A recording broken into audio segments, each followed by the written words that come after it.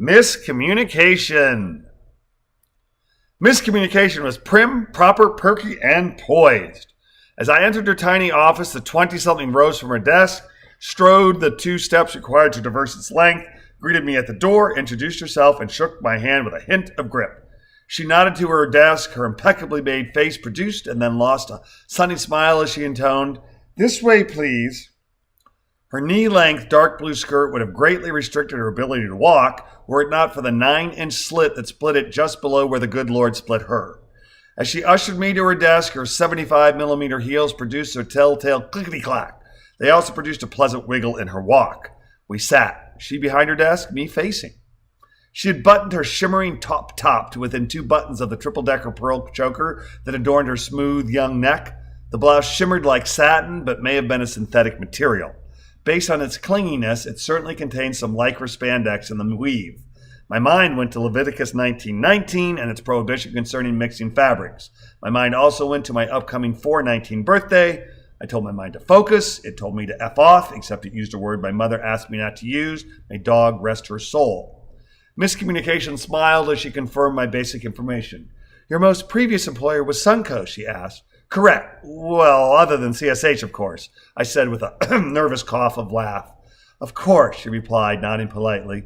"So let's see. You've worked in 8 bike shops, 8 organizations. I've worked in 11 bike shops." "Come again?" Ms. C asked. "I've worked for 8 bike shops, but 2 of them were multi-location.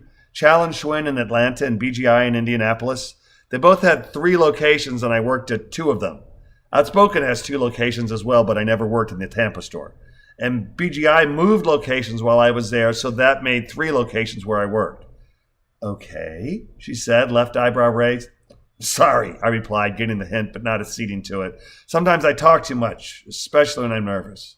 "You really don't have any reason to be nervous," she replied. "Oh, I agree. Doesn't stop them, though, does it? The nerves, I mean." "No, I suppose not. Just relax." I snorted.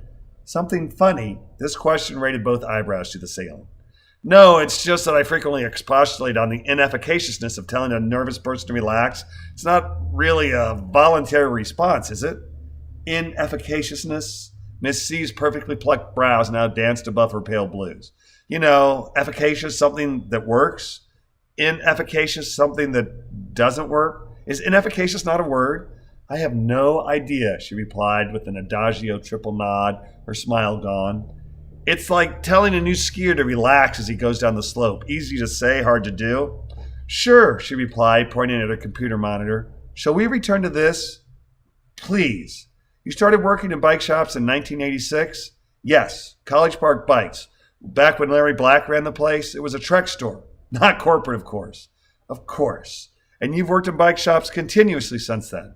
"Pretty much. Not exclusively. I have an EE degree. That's elementary education, not electronic engineering. It's a little joke of mine. My best man, Jack Wright Wiesner, was EE, so I said I was too. They both start with 2 E's. I taught elementary school in Atlanta for a while, between the Challenge Schwinn job and the North Fulton. I also substitute taught in the off-season in Cedar Rapids when I worked at Northtown." "Teaching has an off-season." "What?" "Ha! Good one. Yes, at least most schools still close for the summer, but I meant mostly late fall to early spring. Cedar Rapids is a lot like Waterloo, Wisconsin, except they don't get quite as much snow in CR. I'd cut back on my hours when we were slow at the store and then bump them back up as needed. Worked well for everyone." "Do you like Wisconsin?" I asked. "Pardon?" Miscommunication asked. "Wisconsin. Do you like it there?" "Oh, I don't live in Wisconsin. I travel quite a bit for my job. I live just outside D.C. "Really? Maryland or Virginia?" I used to live on the Maryland side." "Yes, I see that from your record. Virginia, by the way. Shall we continue?" Sure. Sorry, I always look for Grand Falloons. It's a nice icebreaker." "Grand Falloon?" "Kurt Vonnegut. Bokononism? Tenuous ties that make people think they're part of a group." "No? Don't worry about it." "Okay." Miss C's placid face seems to have lost its P and L. "So you definitely have a lot of experience and you're looking for part-time work." "For sure. I have no desire to work full-time. I'm willing to surge when we're busier and to cut back when we're not, but zero desire to slog it out for 40 plus a week." "Must be nice," she said under her breath. "I'm sorry," I asked, doing an eyebrow raise of my own. Oh, did I say that out loud? I apologize. It's just been hectic and the travel can be wearing. Shall we? She asked, nodding at her monitor. Yeah, life is hard to balance. People think more money is the answer, but I'm definitely to the point where it's more about more time, you know? Yes, if you can afford it. You're old enough for retirement benefits. Are you allowed to ask me that? I guess I have a job. And no, I worked hard all my life. I was 12 when I got my first job with a social security number. Can you imagine? And lawn mowing and babysitting too. I've been very lucky. My folks passed and that made part-time work an option. I like to do things, you know? Yes, I'm sorry about your parents, and technically I didn't ask your age. How long ago did they pass? Mom was December of '08 and Dad was 5 years ago last month. One of the things I like to do is act, and I was in a play where one of the actors has a line that goes, Most honored Timon, it hath pleased Athena to remember my mother's age and call it a long peace. She has gone happy and has left me rich. Bobby Calloway, the actor, delivered those lines on the anniversary of my father's death. I almost lost it. I really love my dad, and I've often said how much I'd rather have him than the money. Really bad timing, which is also funny because the play was Timon of Athens. Kind of punny, don't you think? Timon of Athens, is that recent? The production of the play, we literally wrapped up less than a week ago, March 16th. But it's a Shakespeare play, so definitely not what most people would call recent. You do Shakespeare. Aren't we impressive? Pretty small role, but a lot of fun in a dark humor way. That was my fourth Shakespeare play. I started rehearsal on Monday for a fun comedy called Four Weddings and an Elvis. I'll take my pants off on stage. A first for me. Miscommunication raised her eyebrows in the right corner of her mouth. Really? She asked, drawing the word out. Yep. Nothing risque. We're actually editing the script and taking out most of the minor cursing and any derogatory terms toward my character. Bryce Cannon. I'm gay and he's called a fruit and something else. We need to PC it up. I'm really looking forward to it. My wife's not a big fan of Shakespeare and I did 2 Shakespeare shows back to back.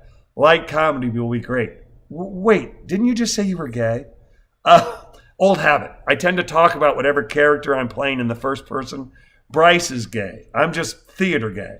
So acting is really big for you. Yes, that's my biggest outlet and it's essential to my mental health. That's why we need to dial in my work expectations. Got it. Well, really, it's probably mostly going to be about more money versus more time, right? Your previous experience is great. You're a ninja. Steve recommends you very highly, so it's probably a question of how much do you want to work, in what capacity, when, and how much do you want to get paid, at least until we can assess your talents. Yes, and to be blunt, the more I'm paid, the more I'm willing to work, with the caveat that at least 7 or 8 months a year we can accommodate my acting and keep me part-time. I'll bump up when we're busy, but it better be pretty rare when I hit a 40-hour week. Well, Ms. C replied, let's see, shall we? Yes, I said, nodding. Let's.